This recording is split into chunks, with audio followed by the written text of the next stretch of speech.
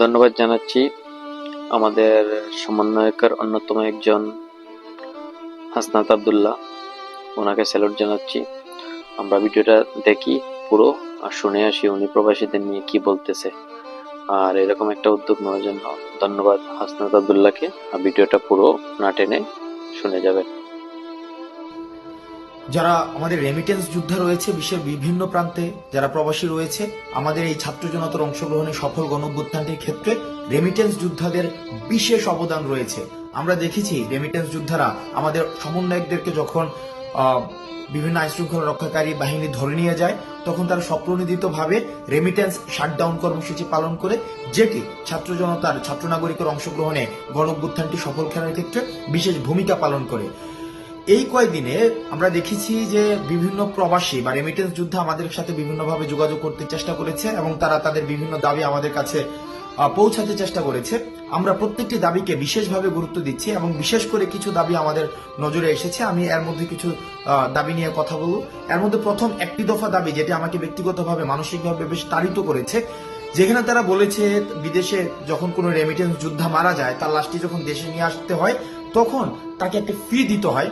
আমরা এই জায়গায় তারা এই ফিটি চাচ্ছেন না বা এই ফিটি তারা দেওয়ার মতো, বা আমরাও এটা মনে করি যে রেমিটেন্স যোদ্ধা যারা দেশের জন্য বাইরে থেকে কাজ করেছে, তাদের যে অপঘাতে মৃত্যু বা স্বাভাবিক মৃত্যু যখন হয়, তারা যখন দেশে আসতে চায় বা দেশে তাদের লাশটা নিয়ে আসতে হয়, সেক্ষেত্রে আমরাও বিশ্বাস করি কোনো ধরনের ফি থাকা উচিত নয়। সুতরাং এই বিষয়টি নিশ্চয়ই অ্যাড্রেস করা হবে।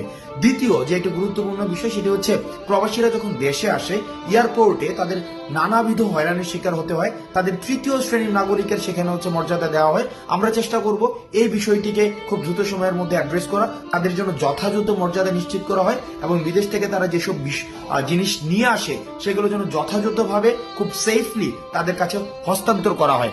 আরেকটি বিষয় রয়েছে, সেখানে তারা বলেছেন যে যতদিন পর্যন্ত তারা বিদেশে থাকেন ততদিন পর্যন্ত তাদের যেই সন্তান রয়েছে দেশে, তাদেরকে বিশেষভাবে তাদের যেন তত্ত্বাবধান করা হয়, সেই বিষয়টিকে আমরা অ্যাড্রেস করার চেষ্টা করব।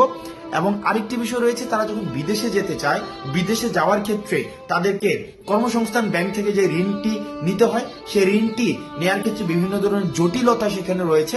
সেই জটিলতা নিরসনের জন্য তারা চাচ্ছেন আমরা যেন সেই বিষয়টি নিয়ে কথা বলি এবং জটিলতা নিরসনে যেন যথাযথ পদক্ষেপ নেওয়া হয়। সেই বিষয়টি নিয়েও আমরা বৈষম্য বিরোধী ছাত্র আন্দোলন, এই অন্তর্বর্তীকালীন যে সরকারটি গঠিত হয়েছে, সেখানে আমরা বিশেষভাবে সেই বিষয়গুলো আমরা অ্যাড্রেস করব। এখন বর্তমানে যারা রেমিটেন্স যোদ্ধা বিশ্বের বিভিন্ন প্রান্তে রয়েছেন, আমরা আহ্বান জানাবো আপনাদের কাছে, বাংলাদেশ যে অন্তর্বর্তীকালীন সরকার গঠিত হয়েছে, সেই সরকারের হাতকে শক্তিশালী করার জন্য এবং আমরা যেই বৈষম্যহীন বাংলাদেশের স্বপ্ন আমরা দেখেছি, সেই স্বপ্নকে প্রভাবিত করার জন্য, সেই স্বপ্নকে গতিশীল করার জন্য এবং সেই স্বপ্নকে বাস্তবায়ন করার জন্য আমরা বিশ্বাস করি রেমিটেন্স যোদ্ধাদের সহায়তা ছাড়া সেটি কখনোই সম্ভব না। আপনারা রেমিটেন্স যোদ্ধারা যারা বাংলাদেশকে ধারণ করেন, বাংলাদেশকে বিশ্বাস করেন, যারা বাংলাদেশের এই যে অগ্রযাত্রাকে এগিয়ে নেওয়ার ক্ষেত্রে বিশেষ ভূমিকা পালন করছেন, আপনারা আবার আগের মতো যেভাবে রেমিটেন্স সরবরাহ নিশ্চিত করার মধ্য দিয়ে বাংলাদেশকে স্বনির্ভর করেছেন, সেভাবেই আবার রেমিটেন্স সরবরাহ আপনারা নিশ্চিত করবেন। আমরা এই অন্তর্বর্তীকালীন সরকারে আমাদের ছাত্র প্রতিনিধি যারা রয়েছেন, তাদের অংশগ্রহণের মধ্য দিয়ে আপনাদের না বলা কথাগুলোকে আমরা তাদের কাছে পৌঁছে দিব এবং আমরা প্রতিশ্রুতি দিচ্ছি আপনাদের এতদিন পর্যন্ত যেসব দাবিগুলো বাস্তবায়ন হয়নি, সেই সব দাবিগুলো বাস্তবায়নের ক্ষেত্রে আমরা স্পোকসম্যান হিসাবে কাজ করব। আপনারা বিশ্বের যে প্রান্তে থেকে বাংলাদেশকে প্রতিনিধিত্ব করছেন, আপনাদের সবাইকে সালাম জানাচ্ছি। সালাম আলাইকুম।